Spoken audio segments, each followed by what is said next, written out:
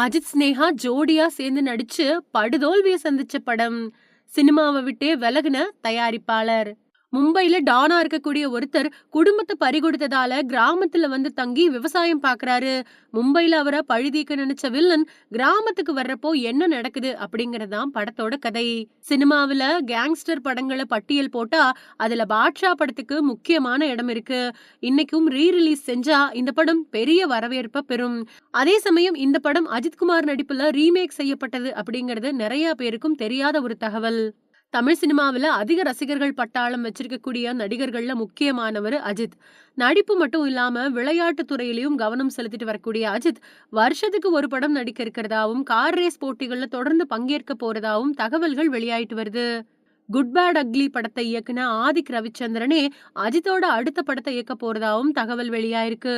இதுக்கிடையில அஜித் நடிப்புல வெளியான ஜனா படம் பத்தின தகவல்கள் இப்போ அதிகமா பேசப்பட்டு வருது. 2004வது வருஷம் வெளியான இந்த படத்துல அஜித் கூட ஸ்னேகா, ரகுவரன், ஸ்ரீவித்யா, சித்திக் மாதிரியான பல பேர் நடிச்சிருந்தாங்க. காஜா மொய்தீன் தயாரிச்ச இந்த படத்துக்கு தீனா இசையமைச்சிருந்தாரு. மும்பையில டானா இருக்கக்கூடிய ஒருத்தன் குடும்பத்தை பறிகொடுத்ததால கிராமத்துல வந்து தங்கி விவசாயம் பாக்குறான்.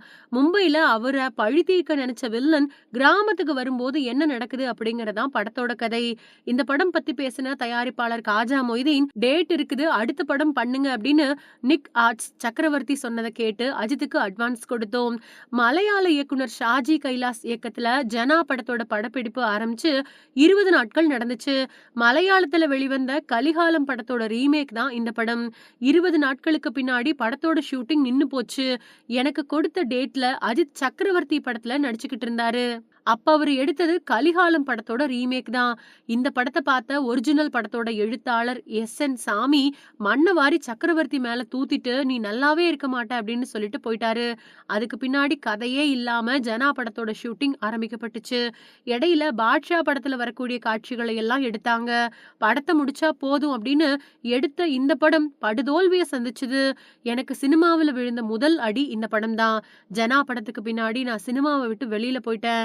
நானும் அஜித் சாரும் நல்ல ஃப்ரெண்ட்ஸா இருந்தோம். ஆனா இது அவருக்கு தெரிஞ்சு நடந்ததா தெரியாம நடந்ததா அப்படிங்கிறது எனக்கு தெரியாது.